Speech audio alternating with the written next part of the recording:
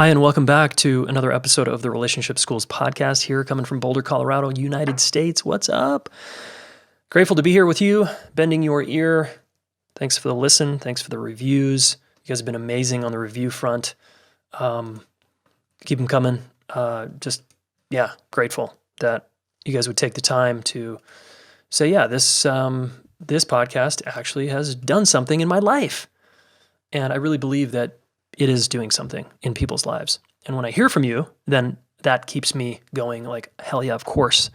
I'm going to keep interviewing amazing people and speaking about what I feel is essential in relationship, because I'm listening and talking to the best in the world here. Okay. All right.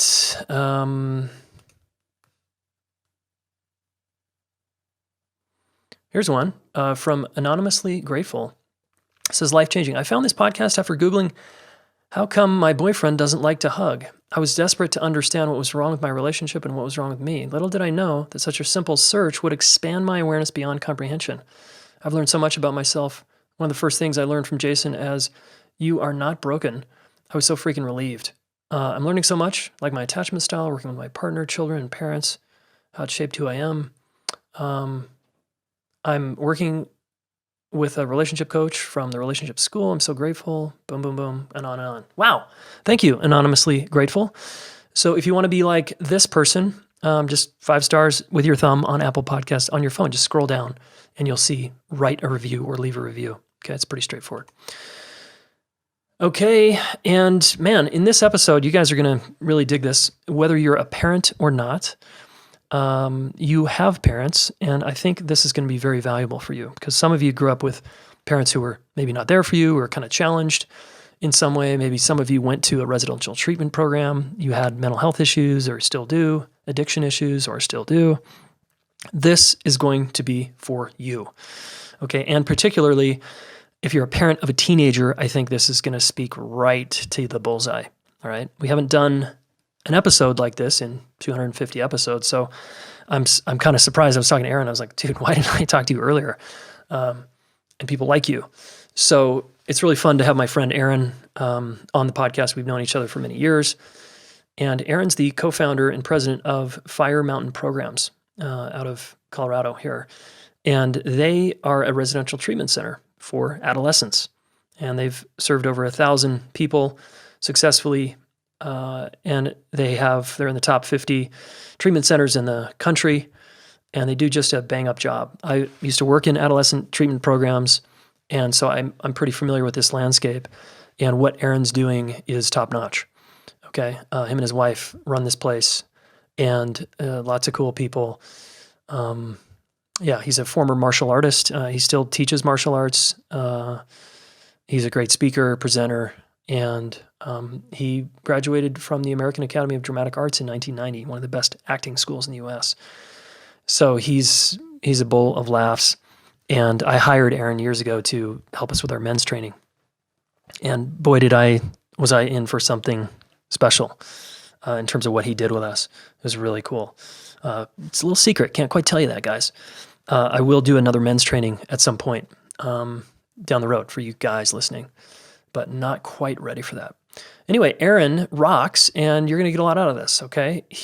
We cover so much ground here. We cover enabling your kids. We cover why kids kind of blow out, 4 things to deter risky teenage behavior. We talked about kind of the dad's role in the business of running a family and the moms, if this is a heterosexual relationship. We talked about the 12 steps and getting sober and powerlessness versus feeling empowered. So there's a lot in here, okay? We cover a lot of ground, and I think you're going to enjoy this. So let's dive right in. Welcome to the show, Aaron Huey. Thanks so much, Jason. I appreciate it. It's been a little bit. I've got to see your beautiful face, and I'm really glad to be on your program. Yeah, man. It's awesome seeing you, and we've had many good times in the past. And just for the listener, for context, Aaron, I used to lead some of these men's trainings years ago, and Aaron would come in and kind of kick our ass, basically. And we'd have to find our our balls and our spine and just like get oriented in ourselves. And you have just a lot of ninja skills. And so I'm psyched to get in there with you today and learn. Thank you. Yeah. Thanks much. So for the listener, who are you? Like, just give us a quick headline and what are you up to in your life right now?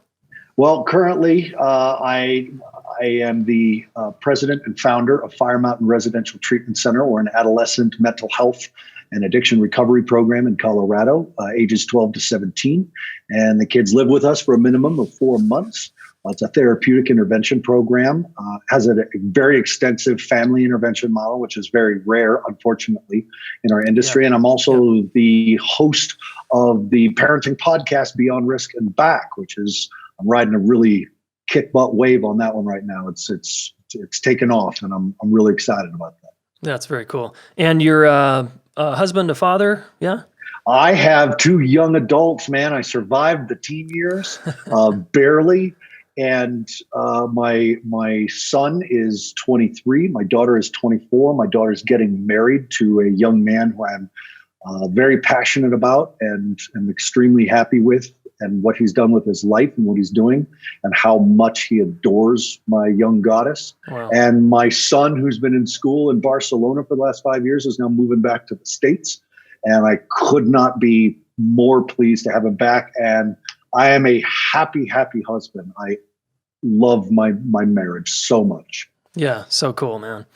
It's one of the things that inspires me about you, and I see your posts on Facebook, and just the family orientation feels really strong, and I really relate to that. Thanks so much. Yeah, man. So how the hell did you get into? I mean, you have a background in martial arts and acting, and coaching, and now you're running this really successful treatment facility. So I'm curious, can you give the listener a sense of like, how did all of this begin? It all started with martial arts. I was a martial artist first and foremost. It's something I started in 7th grade. It was the one. It was the golden thread through my whole life, and the experience of being bullied mercilessly and having the journey through martial arts about finding my voice and my strength and my power. And finally confronting the bully the first 2 weeks of 11th grade in high school, after spending the summer in Japan, actually studying Ninpo Daijutsu, which is the way of the ninja, with the 34th Grandmaster of Ninjutsu, Masaki Hatsumi. So I actually did study with ninjas, and then came back and put my bully down on the ground in front of the whole school, which was, you can imagine, a pretty pivotal point in life. Yeah. But I had also started getting into drugs at 12 years old. And when I went to the American Academy of Dramatic Arts after high school to pursue acting, I was sexually assaulted by my best friend. Woke up with him on top of me, and it was devastating for a lot of reasons. And my drug use really took a front seat. And over the years, it ended up taking the driver's seat of my life. I I keep saying lost, and that's not accurate. I traded my first marriage and my home and my job and the property I lived on, and traded custody of my daughter to continue using drugs until March 21st, 1998, on the side of the road in Berthoud, on the side of a gravel road in Berthoud, when I had an utterly divine moments of wonderful intervention. And in that process, really deciding at 28 years old whether I was going to be like my biological father, who I had never met, or like my dad, the man who raised me and gave me nothing but love when I told him I was an addict, despite everything I had ever done to him and his children and his wife. So I really made a conscious choice at that point to have purpose, and the gods were very clear on what that purpose was, and that was to help people battle the dragon. Mm-hmm. That's why the logo of our company is a dragon. That's why I have a big dragon tattoo, is that dragon is not me. I am not my dragon, but it ran my village. My village was the village with the dragon. Through the years, I started, I opened up an official martial arts school called Fire Mountain. Started working with teens who were really struggling, started running children's camps, started running teen rites of passage programs, just wanting to help kids battle the dragon before the dragon got too big. And that ended with a mother saying, can my kid just come live with you? And he'll be your apprentice and do your martial arts and go to school online, but he's not going to live here. And I said, okay. And she told her sister, or told a friend, who called and said, mine too. And a week later, my wife and I had 6 boys living in our house in addition to our own kids, plus 4 on a wait list. Wow. And we said, I guess we're doing this. And fast forward to 2000 and now 2020. And last year I received the top 50 healthcare provider in the United States. We have the highest success rate we can find in the United States. I have an unbelievable team over there. And that's how it started. It started with just wanting to help kids and families battle this dragon. And then it's turned into traveling all over the world, and the podcast and the connection with experts. And so that's how. It's just, the wound became the way, the pain became the path, the tears became the trail.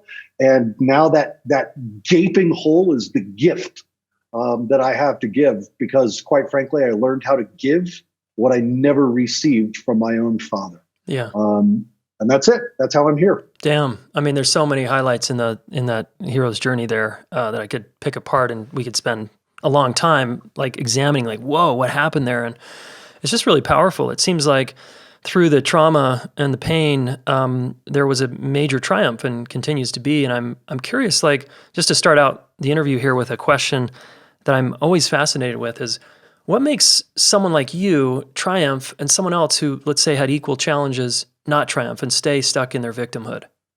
There's a very clear, parents ask that all the time. Does there have to be a rock bottom? Addicts ask that all the time. And look, rock bottom is wherever you stop digging. The point is the most basic concept of human psychology is cost and payoff. When some activity has a greater payoff than the cost, you will continue to do it. And until I was 28, using drugs had a greater payoff than being sober. And I told you about what I traded, but that's basic human psychology. The decisions you make are based on the weighing, is this going to cost me, or if I'm going to get something more? When I smoke a cigarette, I get more than it costs me. When I drink coffee, I get more than it costs me.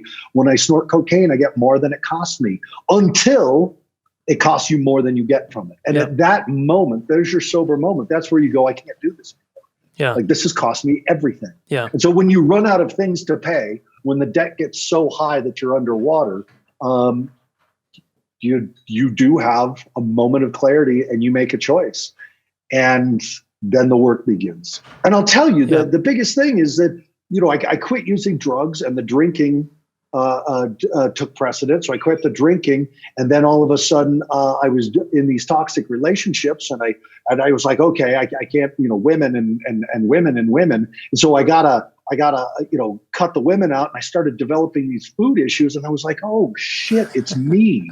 Like, this is about me. I got to focus on me. And again, cost and payoff. As long as I was putting the blame out there, I could try everything but recover. Yeah. And then when I was in the mirror going, dude, no matter where you go, this dragon is living, it's clutching, its claws are dug, like unanchor, like cut ties, cut bait. And then it becomes all about you. And that's hard work. And that's why some people don't do it. Yeah. It's the most brutal, intense, arrogant, selfish work you can do. Recovery is more selfish than addiction. And if it's not, it's most likely not going to work. Yeah. Very cool. If we rewind the tapes to your bullying story, again, I'm so curious, what had you take action in the way that you did to put this guy on the ground in 11th grade after studying from a master, versus someone else who might just keep allowing themselves to get bullied? Are you saying that it's kind of the same thing, that the pain needs to get greater than the benefit? Like, what's that kid getting out of getting bullied? Excuse me. I think there's also a component in there, that is the conditioning, becoming the sum total of our habits. Whereas this, you can take a martial arts seminar and be taught exactly how to strike and kick and punch. But if you're attacked a week later, you're going to do what your body's always done, because, muscle memory, doing something 10,000 times, the thought you think 10,000 times becomes a belief. And the belief leads to feeling, thoughts leads to feelings, leads to actions, leads to results. And there was a point in time after I came back from Japan where there was a new belief system in play because I had spent 3 months immersed in a very secretive, potent martial arts that didn't utilize, that didn't count so much on me, but on my opponent's physiology, and learning meditative practices. And there was a new conditioning in play. And the samurai, the ninja, were looking for a concept called mushin, which means no mind. And that means that you don't think when things happen. Well, that's true in survival. That has a sacred concept and a profane concept. The goal is just, well, the result was just after that summer, I had tipped the teeter-totter to the side of sacred. He grabbed me in a headlock and my body relaxed instead of tightening up. And, and then with the tightness comes the lack of breath, that comes the lack of being able to fully function in your prefrontal cortex, which means, and the science of what happened when I relaxed and went, was that he couldn't hold. And once he couldn't hold, I knew what his body was going to do next. And my body reacted with a kick and he folded and it was done. And that's how it works. So what advice do you have for parents who, and we'll get into some addictions and mental health stuff here in a minute, just to hang with the bullying thing for a minute, to their kids getting bullied? What's the advice? Go sign up for a martial arts class? Yeah, certainly that is always an option. I'm always going to root for that option because I believe wholeheartedly in the golden thread of martial arts and how much it serves in life. But what I have to tell parents very simply, and anything I tell parents when I'm teaching their kid's an addict or their kid's mental health issues or there's bullying or video games or social media, is everything you've done with your kid. First of all, thank you, because it's obvious how much you love your kid. This is what you were trained to do, and it got you here. Your training, the sum total of your experience with parenting has led to this moment where now you're saying to Aaron, what do I do? So let's get out of the cul-de-sac of the past and keep repeating it because you're just going to see the same four houses. Let's add some strategies to your methodology now, and then practice in a really realistic manner of what we're going to do next. It's just like the New Year's resolution. I'm going to go to the gym. I'm going to lose 40 pounds. I'm going to eat right. I'm going to stop smoking. And look, just cut out 1 tablespoon of the 3 tablespoons of sugar that you put in coffee. Start with something that you can do 1 a day until a year later, you've done 365 things to improve. And that rings true when your kid is struggling so much that you're not sleeping, eating, you're fighting with your parenting partner. Like it's not going to change in the conversation. You got to do one thing at a time. But let's see what you've done. And then I can tell you what a bunch of parents have done and what the science says. Let's make a big list and create a strategy. And hang on, we got a minute. You don't have to do it right now as soon as we hang up. We got a second.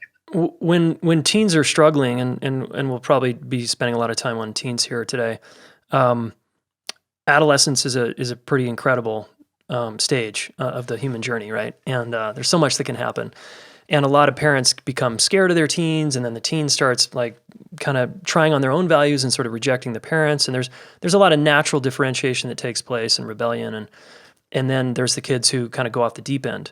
Right. What primarily, if you were to diagnose with all your experience, like kids that quote act out, whether it's drinking, drugs, sex, violence, aggression, video games all day long and never doing anything else, dropping out of school.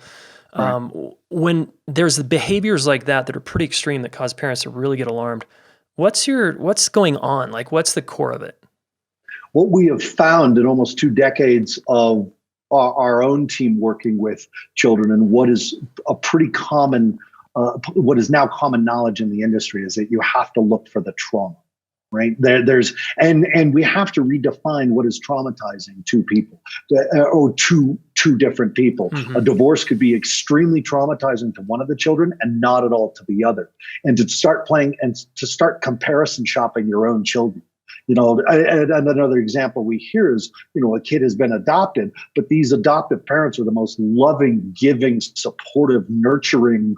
They did everything right. They held the baby to the breast. They got it right out of the womb, held the baby to their own breast. Mother started lactating. She's nursing this child, and the child hits 15 and starts blowing sideways. And you still have to say to the parents, you're not their primary caregiver. And there is a potency in recognizing what traumatizes the human brain. And quite frankly, as Gen Xers, Jason, as boomers and Gen Xers, we have no idea what is actually traumatizing and how traumatizing the internet actually is. How that seeing a dog abuse video online, Right. and all of a sudden you can't sleep, and the thing you saw them abuse the dog with, you get tight and you have a shaky hand and you think about it for days. That's trauma. Mm-hmm. That's PTSD. Those are the signs. And so we underestimate. We don't really accept the simplicity of PTSD and what it does to the brain and how it creates an unfulfilled need that, quite frankly, smoking cigarettes could fulfill. Look at what we ask the kids constantly. We say, why do you smoke? You've been growing up with the posters in your elementary school. Don't smoke, turns your teeth yellow, clothes will smell, people think you're stinky, you lose your sense of taste, and it's gross and you're going to die. So then they hit high school and junior high and they start smoking. We say, why? Yeah. There's nothing about it that you know is good. And they all have the same answer. I get outside, I hang out with my friends, I take a break. Now, if I was a therapist and you came to me, Jason, said, man, my kids and my marriage and my job, it's like, okay, let's get some tree time going. Let's get outside, right? Yeah. I want you to reconnect with the support system. Let's get around your friends. Let's do some let's just take a break for a minute. Let's set aside some time at work and at work for 5 minutes. And you know what? Let's add breathing exercises too, Jason. Let's do some conscious breathing. I just described smoking, right? Outside, breathing deep. Right. That's why, is because it fulfills the need very rapidly. Uh-huh. And that's what marijuana does. When I was high, I was happy. When I was sober, I was sad. So now lecture me on how marijuana is bad, because when I smoke it, I'm happy. And otherwise, I'm miserable, depressed, and suicidal. So go ahead, tell me what Google says about how marijuana is bad. We're missing it. We're missing the need as long as we are reacting to the result as a parent. Well, they got busted at school and now they've been expelled. That's the result. That has nothing to do with the core value system and experience of life, or the thoughts or the feelings. Those are just actions and results. Pull back, go deep. Yeah, awesome. When parents, one of the most common things I see, and I used to work in some adolescent treatment centers, and the common thing was, okay, I'm thinking simultaneously about two threads here, so I'll pick them off one at a time. One treatment is you send your kid to Aaron Huey or whatever, and then I'm like, sweet, fix my kid, right?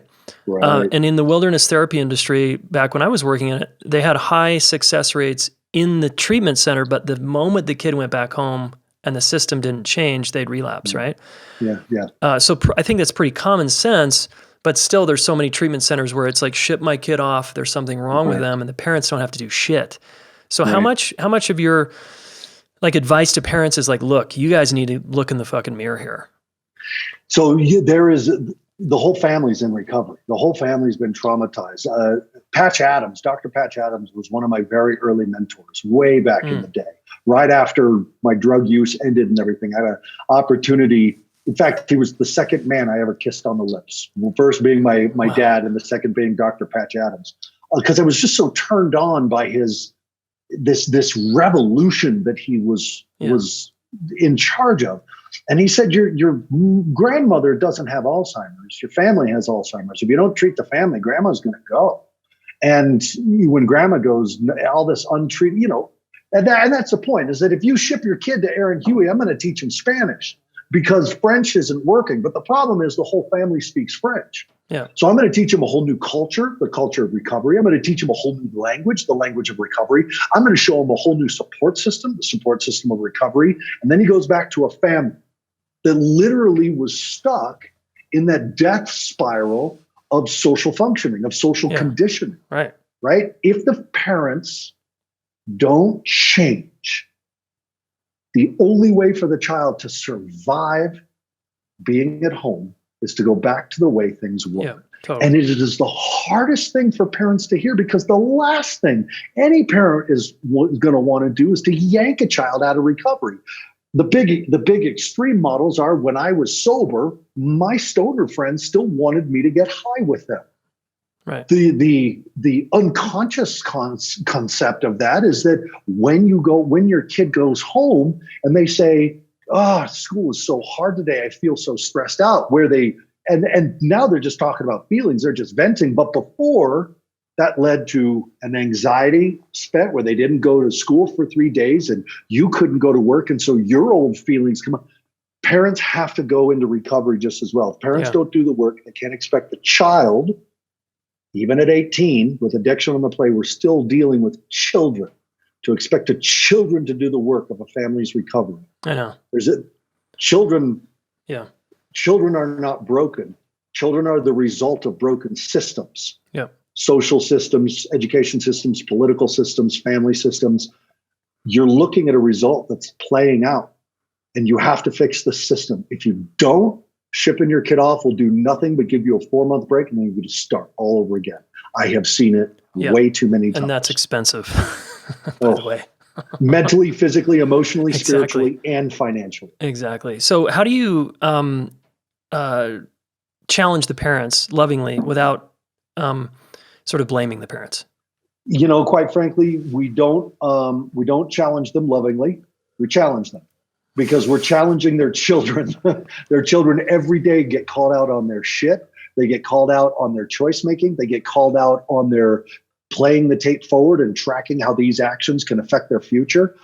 We're going to do it. And we make it very clear. We're going to be starting a parent weekend workshop here, which we open to the public, by the way. It's not just for the private. We live stream it for the public, and I can give contact information for that because we run it every quarter. But I make it very clear to the parents, I'm not going to sugarcoat this. Yeah. We don't sugarcoat it for your kids. Your kid says something that is counterproductive or maladaptive. We're going to say that's counterproductive or maladaptive. And when a parent says something that's counterproductive or maladaptive, I'm going to say, yeah, no, that's why you're here. If we're gonna get there, we got to do something different, and that's more of your old state. And let's find out where it came from, Dad. Yeah. What was your dad like, and what was your mom like, and what happened to you? And inevitably, we know exactly why the parents do what they do. So what we don't do is blame the parent. Now that's also the common "tell me about your mother" thing. That's where we start accusing parents of enmeshment, enabling, codependency. We really like the pro-dependency model, which is a very strength-based language of saying, Mom, your kid is playing 16 hours of video games a day, and he said, I'm not going to school and you can't make me. And he's downstairs in the basement. He hasn't taken a shower in 2 weeks, and you're making him chicken sticks and paying his cell phone bill and funding the internet. Thank God you love your kid that much. Thank God you're willing to do whatever you think it takes to keep your kid alive. Whereas outside, people are like, you got to cut bait. Let's talk about boundaries now that the child's in recovery. But we have the training, Mom, Dad, you don't.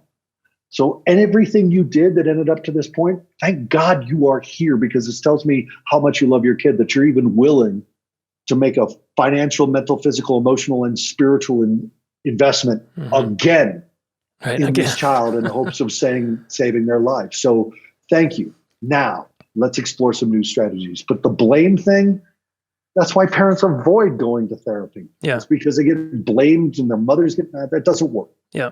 Yeah, cool. And with that example, and let's transition maybe into the enabling conversation, because that's really interesting to me. Yeah. You had mentioned a while back that often dads can be more enabling than moms. And I was like, really? Tell me more about that. So before we transition to that, is kind of this bridge, like talk about that kid in the basement. What is the parent who's paying the cell phone bill and making him dinner? Like, what's the move there for that parent? That's because this move is the move that I think can be done with any situation. It's about creating a new family behavior contract. Now, if you Google behavior contract, you're going to find 3 million pages of examples on how to write a new list of rules for your child and the consequences if they don't follow them. That's not a contract. That's not what you're talking about. That's a list of rules and consequences. It's a mandate, right? That's right. And we already know how this child's going to respond to mandates. A family contract is the family recognizing that everybody's got to change. And I'm talking about little toddler who has nothing to do with this all. They're in the contract. I'm talking about dad who is working his butt off and has been saving for kids' college and has loved this kid and says he's got some things he's got to work on. Mom, everybody's going to change. And we're going to have this conversation about the new family behavior contract on a good day, not on a bad day, not when we're angry at the kid and have been yelling at him and asking him what he's going to do with his life. And by the way, we're going to make a change and you're either with us or against us. We're going to set up the conversation in a situation where things are going good and we're saying, we've recognized that how we do things isn't working for you because there are needs not being met. It's not working for us. We're fighting all the time. We'd like to blame our fighting on you, but that's terrible parenting. Yeah. I've been giving you consequences when I'm so angry and stressed and tired, and that's the worst time for me to parent you. So we're actually going to make some full family changes here, and we'd like to talk about it on a Wednesday or Thursday. We're good with either day. Which would work better for you? I don't want to be a part of this conversation. Well, that's a choice you could make. I'm hoping you'll make another one because the family's going to go under some contractual changes with rewards when we do well and consequences when we don't. And I'm talking to everybody. So we'd like you to be a part of this family conversation because otherwise it's going to feel like we're imposing new rules. And really what we're doing is imposing some changes for all of us. So love to see you on Wednesday. We'll go to Sizzler. I don't know if Sizzler still exists, but you know what yeah, that is, Jason. So, and we'll talk about it then. Love you very much. See you Wednesday. Yeah. And we've taken time with a support system in place to develop this family behavior contract where we're saying, hey, family dinners, those are back on track now every night, 7:00. All right. You can ask for 2 passes a week out of the family dinner. That's what we're willing to do. And at family dinners, we're not willing to have media during. Everybody's putting their phones in the kitchen for family dinner for 1 hour between 7 and 8. And then by 9:30, phones will be back on the chargers in the kitchen. All of ours, kiddo, not just yours, because this is not good for any of us. The internet password is going to be changed on a daily basis, and getting access to that new password is something we're willing to do as long as the bathroom's clean, your laundry's in the water, and we start sending these things. And if this is done for this amount of time, kiddo, we're willing to extend the hours of internet usage because we love you. And when you show responsibility, you get more freedom. And it's the same with dad. He's been coming home, making those business calls at the dinner table. That's done. Mm-hmm. We're not watching sports and you know what? Mom needs to stop stressing out and making sure everybody's safe and nobody's rocking the boat. Mom's been neglecting self-care. And so she's going to start doing yoga. And everybody goes under contract. Yeah. Everybody gets a reward if they follow it, and everybody gets consequences if they don't. And I have an example of this that people can contact me. I'm happy to send them a whole template for it. But that is the change that starts to work. There are 4 things any family can do for free that will keep your kid from risky behavior. This is all there is nothing but evidence on these 4 things. The number 1 always has been and will remain family dinners. It is the number 1 thing that deters risky behavior and choices, family dinner. The second one is parents knowing their kids' friends' parents. Parents don't know other parents.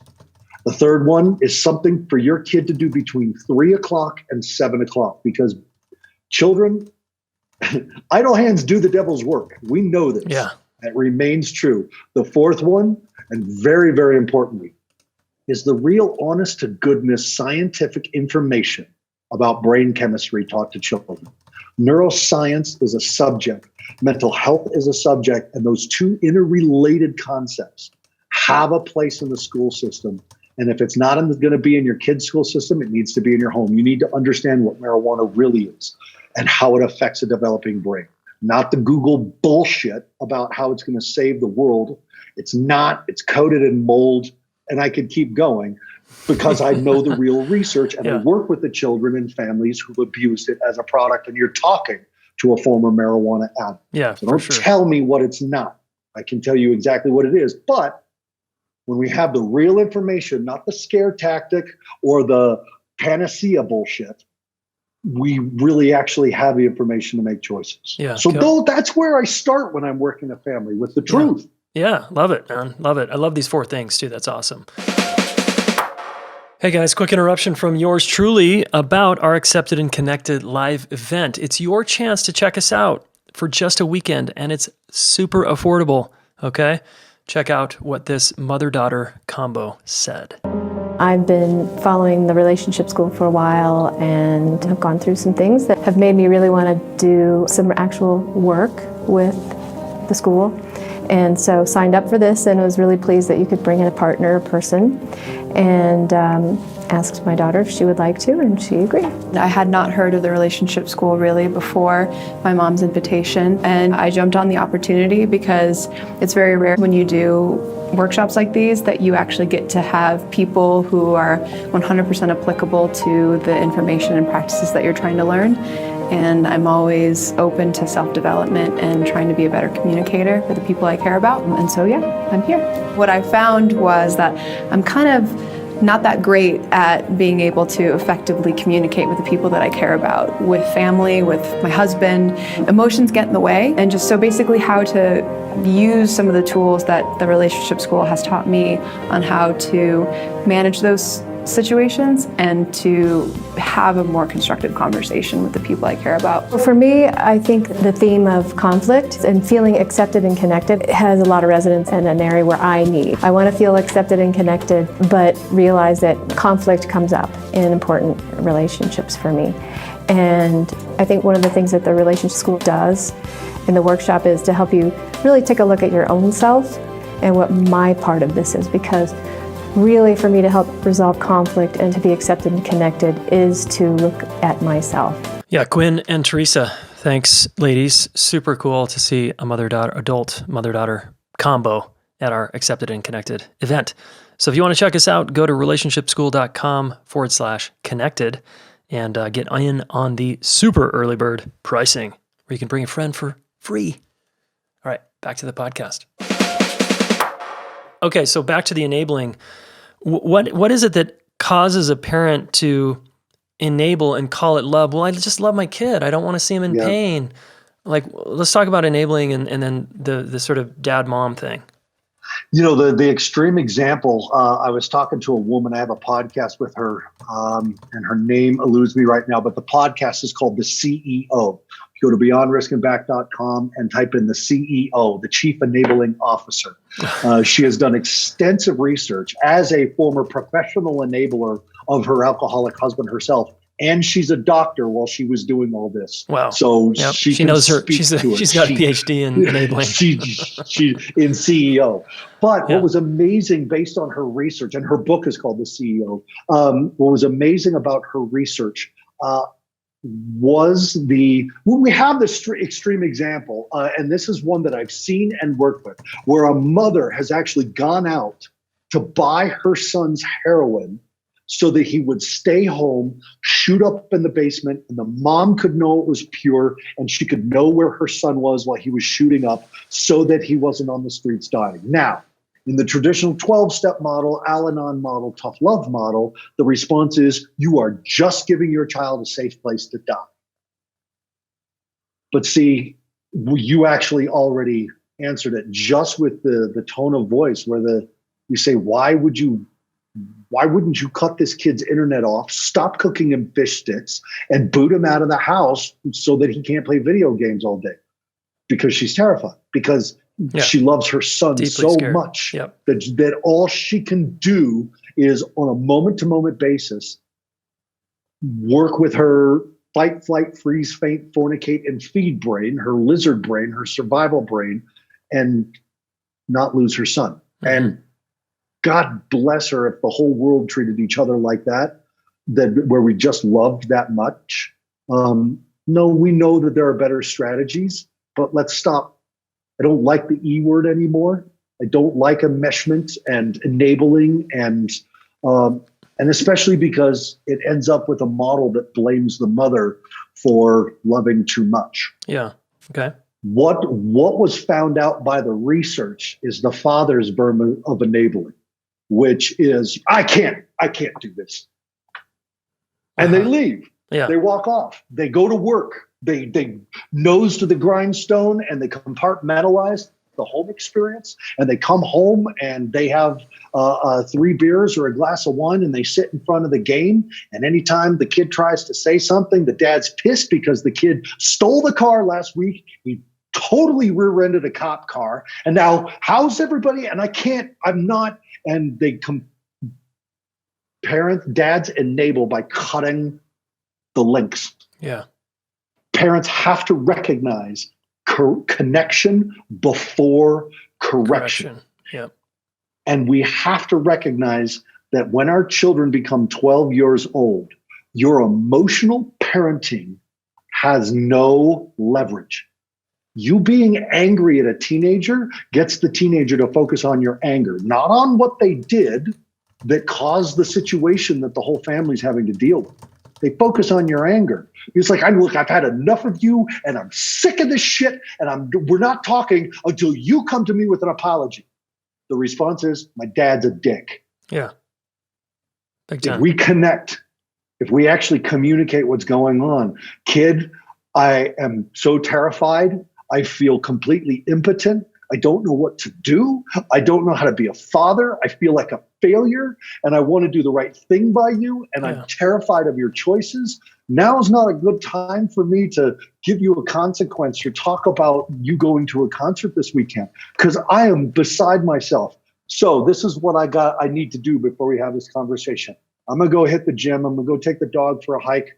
I got to check in with my men's group because I need some help. I'm so lost and battered and gutted right now. I'm a shitty dad, and that's the last thing I ever want to be for you, because I want you to grow up and be a loving dad too, and I know I have to model that, and I'm fucking up. So I got to go take care of myself. I got to get your mom out on a date because she and I have been screaming at each other and everything. Like, enormous. I can feel myself relax, right? If I'm a 16-year-old kid, like my dad's owning all this, it's like, holy shit.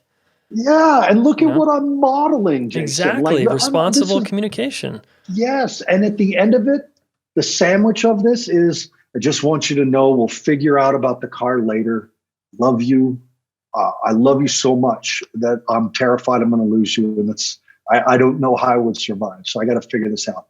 I love you. And you end there. Mm-hmm. Then you can go compartmentalize while you're working out, get your body, and then making some dinner plans so you can connect with your parenting partner and fall in love over again. Because if your body's not in place and your marriage isn't in place, or your relationship, your parenting relationship is not in place, seriously, how good of a parent can you be? Yeah. If you don't take care of yourself, you don't take care of your adult relationships. Yeah. So that is how dads do it. And quite frankly, it's easy for us to compartmentalize as men. It's easy for us to shut things down and walk away from it, because that's how we deal with criticism. It's like, man, fuck it, I'm out. Yep. And we turn on the game, we watch NASCAR, and our brain we can handle that. But this emotional thing that we were never taught. I'll tell you what, Jason, as a Gen Xer, I'm sick and tired of hearing men say I wasn't taught that. I don't know how, because my dad never showed me. My mom never showed me. We didn't. Well, if you know it's a problem, let's go. Learn. Let's do this. Absolutely. Okay, so for just maybe a practical piece of advice, let's just say that it's the 16-year-old using drugs. Mom and dad are worried. You just sort of modeled what the dad can do with just leading with this connection before correction and extreme vulnerability there. What about mom? Mom's obviously relating to the whole thing differently. What's her move? What I see, especially when we're dealing with enabling and enmeshment and all that type of stuff, what I see is that the moment I start talking about self-care to mom, that old programming of how the world and society has programmed girls to have global consciousness first and then, centered in selfness last, asking them to switch that on a moment's notice is a tall order. Because they're taught to put other people first. Yep. We're taught as boys, we're taught to be arrogant. And put ourselves first, yeah. Put ourselves first. And taking a book from men's conditioning for women to actually say, you know what, I'm gonna go to my class. I'm gonna go hang out with my girlfriends. I'm gonna go see a therapist. I'm gonna watch this video where they're playing binaural beats and just focus on my breathing for 2 minutes, 1 minute, and just recenter and get my head back. I'm going to go deal with my relationship with my parents. But what we know, and this is so fascinating, what we know is that when the mother is done, shit changes. Yeah, totally. Like the moment that payoff of change is way bigger than the cost of change, the mom draws the line in the sand. She starts setting hard ass boundaries, and it's the dad, it's the masculine partner that's going, well, no, maybe we need to back off a little bit. And suddenly the testicle transfer takes place, right? Yeah. And mom is the one holding the line. And what I hear moms are saying, I'm the bad guy. He's the friend. I'm the bad guy. I'm the one who holds the line. He's the one who sneaks him a pack of cigarettes. And that sucks. That A, suck. they get blamed for being the one enabling it. And then B, when they stop, they get yanked out of their zone. And the masculine partner is sneaking around behind them, trying to be friends and buddies so that like roles just go, whoop. Yeah. Yeah. So for the moms, draw the line and hold it. Yep. Sooner than later. Just really write down a list of what you're getting from this, what the return on investment is, and life and limb of your child. Yeah, that's a big one. It's an all-encompassing one, but at what cost? Because now your life and limb's in play, your marriage life and limb is in play, your other children are going into good child syndrome. Like, weigh it out, and you will see the line, you will draw it, and by God, mom, you're the one usually holding it, so bless your goddess hearts. Yeah, absolutely. What advice do you have for the moms listening who might be with that kind of dad? He's either not participating, he's asleep at the wheel, he's minimizing, he's watching the game. Because she's over here like frustrated as hell, right? Like, God, I wish fucking, what is his problem? And then he's up against his male conditioning and he's kind of stuck in this like, place. Like what do you tell those moms? It's really interesting because I see those dads a lot. They need help telling the dad. Someone else has to tell the dad. But I hear, well, he won't go to therapy. He won't listen. I was talking to a mom yesterday, mentioned 4 times, I'm happy to talk to her husband, the parenting partner. And she's like, well, I'll try. And that weight on the moms. I remember my mom putting her foot down in the house when we were kids, saying, I'm not doing your dishes anymore. I'm not cleaning your laundry. I'm not vacuuming your rooms. I'm done. I'm working my butt off, and I got jobs outside too. And I'm done. And so you're doing it now. And my dad, not my father, not met my father, my dad snapped too. And that's because my dad was involved in a relationship that he wanted to be a part of. My dad was a CEO of a very large organization, a hospital, but he recognized in that moment that he had to participate at home at the same level he was participating at work. Now, I don't know their private conversation, but it was enough for my dad to then turn around and say, come on, Aaron, it's time to clean the room. Craig, Brian, you guys are with me. We're cleaning out the basement. And he did his part. So that's the modeling I have. When there are dads that don't, well, I have to say to the moms, and this is horrible, like you've got to take the honest look at the relationship. Do men change? They can if they decide to, but can you change them? What do you have to say to them that could actually get them to start signing that emotional check and cashing it in the family and not just during a sports game? What are the words? And if you don't have them, ask for support. Yep, totally. If you got a man in the house who's not doing, therapists are doing home visits now. Bring one in. And if he doesn't like the decisions you make, but he's not helping make the decisions, then forward. Damn the torpedoes. Full speed ahead. Yeah. Awesome. Cool. Let's talk about addiction for a minute in a family. And I mentioned this to you earlier that we would talk about this, and I'm just curious to get your take because you're you've been in recovery. You've been sober how long? 22 years. Fuck yeah. So, just inspired by that commitment. When someone is struggling with an addiction, in the 12-step model, it's in my understanding, and I've led some 12-step groups, but that was quite a while ago, and I'm not in recovery myself. When the words powerlessness are used, like, hey, you gotta basically say you're powerless. I'd love to get your take because you're a very empowered person. And I think you're about empowering people. And how is that in contrast with this powerless notion that, I'm thinking of someone in my life who's using that in a way to not take action in their life and just kind of like hit snooze and really stuck.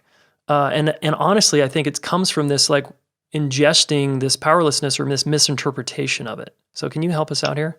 Yeah, I can. And I'm not a militant 12-stepper. I got sober in the rooms, but it was the relationships for me. I did the steps. We have our own version of the steps. For the teens, because I believe that the 12 steps were designed for adults and are designed for an adult ego. Teens don't have a fully developed adult ego. They are developing an ego. And that's why we see risky choices and risky behaviors, is because their ego isn't going, dude, stop, that's going to kill you. So to preface that, the answer to the question is at the end of what you said, which is there's a misinterpretation for the adults in 12 steps around powerlessness. And the misinterpretation tends to hit people who aren't in recovery harder.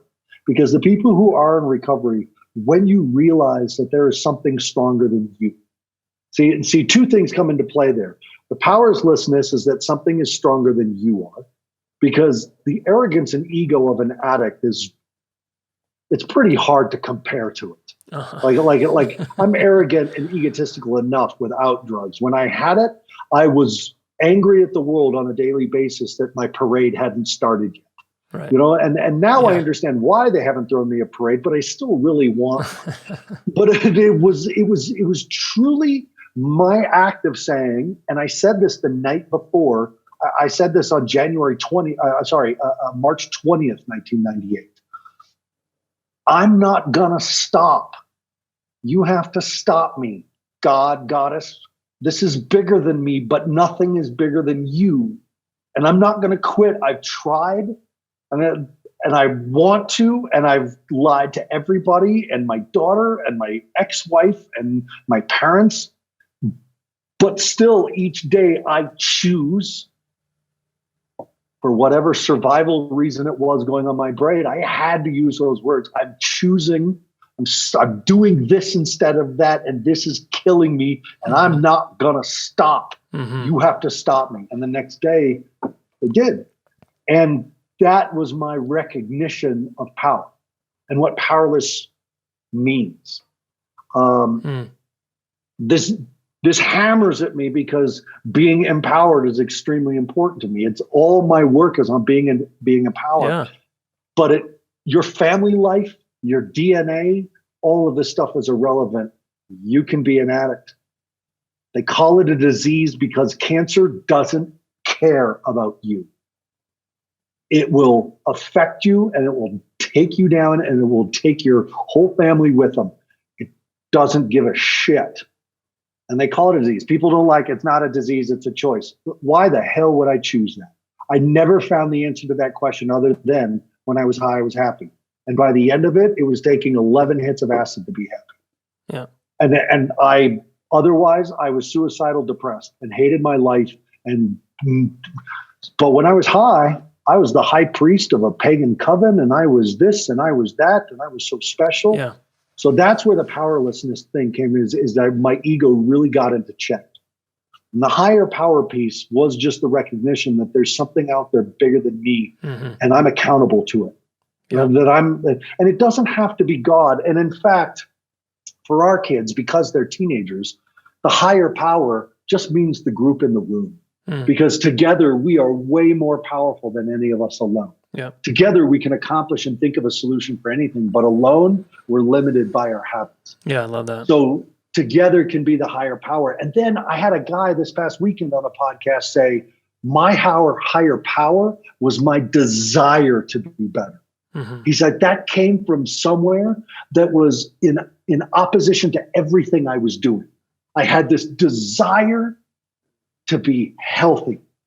And that I realized when I said, you're my higher power, that one thought that said, you could be healthier than this, is that when I gave it that position on the mantle, Yeah. it became my goal. That was the direction I wanted to head, was health. And that was my higher power. I'm like, at the end of the day, who cares why Right. you're higher power? And at the end of the day, powerlessness came from the fact with Jason, I was hurting the people I loved more than life itself because I couldn't stop. Yeah. I wouldn't stop. Nothing you could say would make me stop. And what stopped me was unconditional love. 3 experiences from men, 1 stranger, my dad, and a divine source. Feeling and experiencing unconditional love from 3 men. Now, being a boy who grew up without a biological father, like I just laid That's my whole potent. psyche bare for everybody to see. So Super it was love for me. It was seeing what love actually is and feeling it and walking away going, how could I deserve this? How come I can be such a shithead and it still be so loved by my dad, by God and Goddess, and by some stranger on a phone who said, when I called the 12-step program in Longmont and I said, when's your next meeting? I think I'm an addict. And he says, where are you? I'll come get you. And I was like, I said, don't you dare. Don't do this to me. And he says, it's okay. And I said, you shut the fuck up. And he says, dude, I love you. I'll come get you. Where are you? And I could not handle that. And that was the first one. And that's power. And everything that I was doing and being, that was powerless. So really having that dichotomy of what divinity and higher power and what powerlessness was, I had to admit it to the world. I am powerless over drugs. Yeah. Shit. Thank you for that download there with your experience. It's so potent. Woo. I think one of the things I'm loving about, and I've loved this about you from the moment I met you, is your love, the way you care, the way you care about people, and the way you care about, empowerment and helping people be who they are. And it's really potent. So I'm getting kind of from the way you're being with me right now, how much you value relationship and people, right? And it's infused into your program. It sounds like the kids, the higher power is the community, is the relationships. And man, I just applaud you for that because it's really inspiring. Well, thank you. And it has been the journey with my dad and my father, my biological father, dying from alcoholism, and that extended family reaching out and pulling me back in. Here in my 50s, it happened. It's been the fact that I have a brilliant mom, but I also have to say that through the years, the moment I recognized masculine love, and all I had felt was being hurt. You want me to bare my psyche again? My friend in college who sexually assaulted me had the exact same name as my biological father who abandoned me. Like come on, right? And so, but the moment I recognized what masculine love looks like and let it in and felt love from a dad, an all father, and a stranger, it was that drove me to meet people like you, Jason, that are the same thing, that are so much about connection and relationship and fatherhood. And I joined the Freemasons, and I'm a 32nd degree Mason.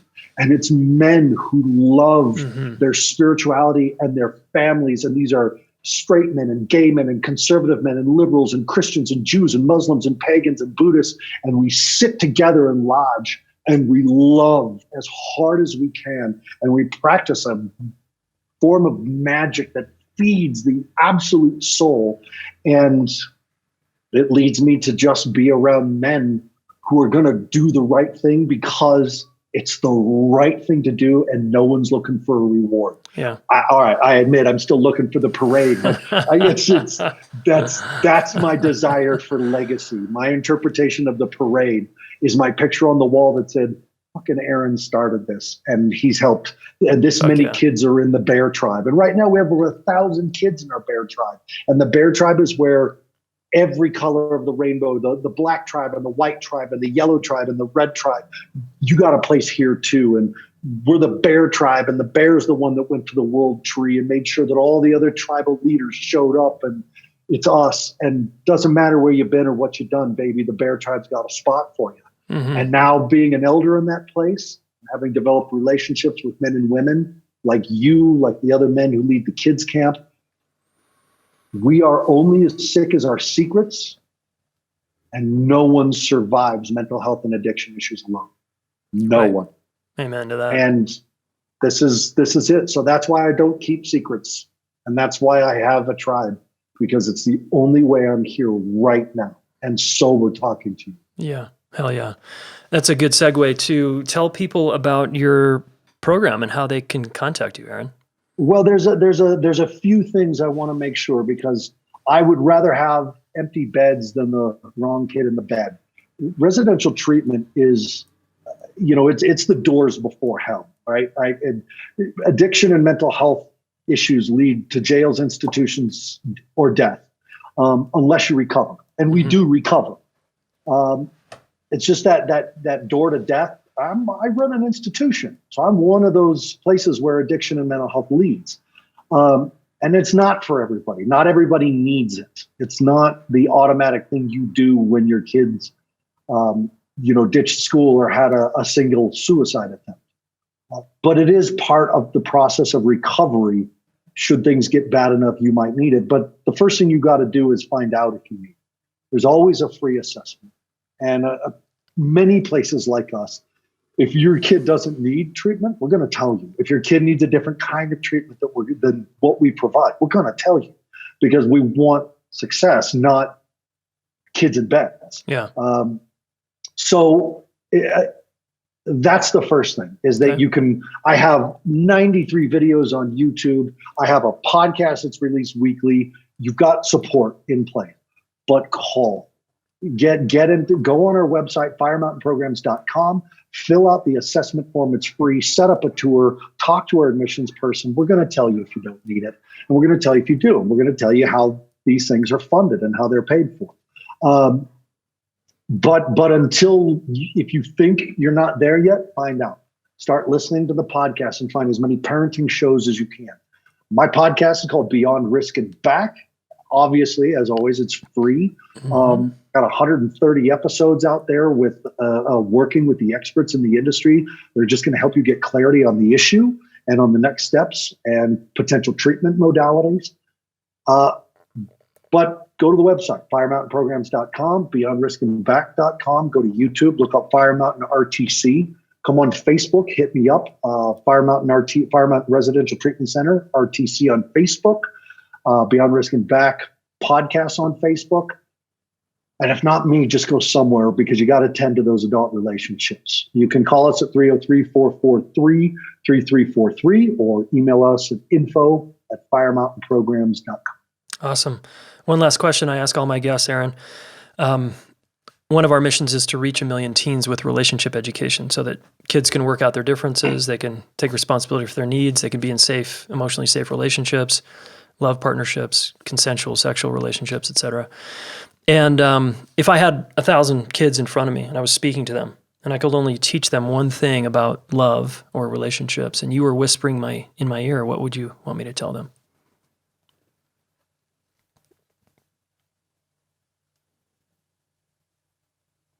I would want you to tell the boys that being afraid of being hurt by an adult or kidnapped by an adult or raped by an adult ends at around 12 to 18 years old.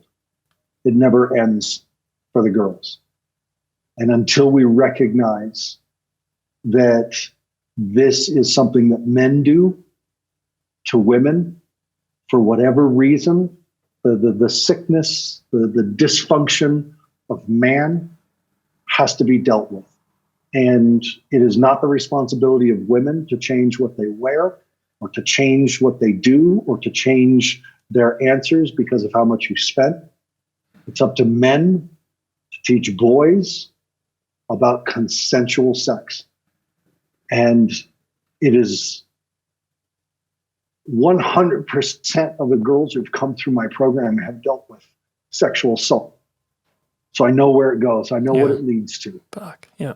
When my daughter was born, my mother handed me the book Reviving Ophelia. And that book hammered my life. And it changed how I talk to women and how I would think about my daughter. And I know we have Barbie and we have He-Man. I know that work belongs to us. I know there's being a tough guy and there's being a real guy. And I know what strong back, open heart is. And I know what it means to not try to get pussy, but to learn how to give dick, and doing that in such an amazing way that it's purely a consensual ask of presence and energy. But until the boy's brain is old enough to understand any of that, what we have to get boys to understand is that this legacy of violence against women ends with us.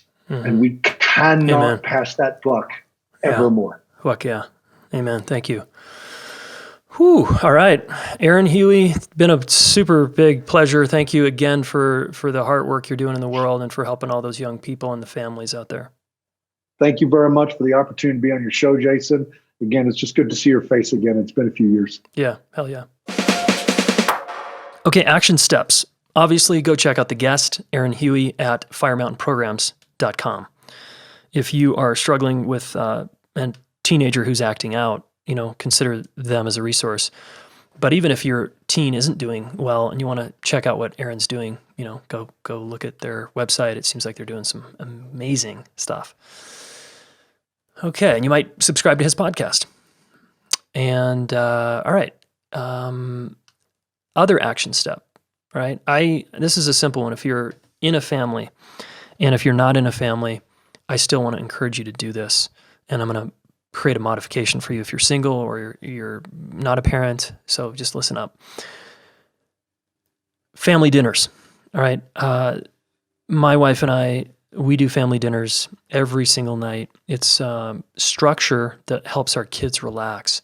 Sharing a meal together as a family is part of the power of our family and something I love to do. It's a time when we connect, we talk about things. Occasionally we do rituals.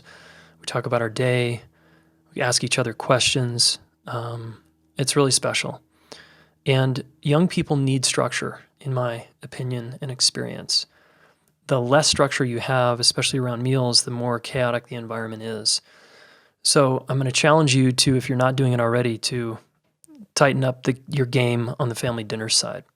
As he talked about, it's one of the 4 things that deters risky teenage behavior is having that home to come to, like, this is how we roll here. We have family dinners. This is the program. All right. And I just think it's so potent. So if you are single or not in a family, certainly you have a family, so you came from somewhere, but maybe your family is your family and your friends. So I would challenge you once a week to share a meal, a home-cooked meal in your home or a friend's home with at least one friend. Someone that you want to get real with, someone you want to connect with, and that you lean in and lean toward people. And if you're not getting invited to someone else's, then you create the invites. You become the host, the leader, all right? And you have someone over to your place and you share a meal with them. I think it's really, really powerful. And just want to encourage that, okay? So that's your action step. And for accountability, always share your intention here with your spouse, a partner, or your friend and say, hey, I want to do this. I'm going to do this. Will you join me? And start to get the collaboration going and make it happen, okay? Set a target date. By X date, we're going to have this in place and do it. And I know there's actually just a tangent here is there's plenty of people out there, you listening, some of you, who actually get together and listen to this podcast as couples or as partners or as friends, and actually kind of after the episode is over, you have conversations about it. So I think that's so cool. So thanks the few of you who are doing that. It's very inspiring. So that's another sort of offshoot you could play with as well. All right, join our community, of course. It's totally free, relationshipschool.com/community. That takes you to a free private Facebook group. Thousands of people are in there. And I do Facebook Lives, and I connect with you there. I comment on posts, and we have a lot of our coaches in there as well, trying to help you and support you on your journey. And it's a great place to start. If you're just getting to know us, it's like, hey, I'm not going to invest in this 9-month training thing. That's a lot of money. It's a lot of time. I don't know about that. Cool. Start with the Facebook community. All right. relationshipschool.com/community. And we'll see you in there. You guys have a great morning, day, evening, wherever you are, and we'll talk soon. Hey, thanks so much for listening.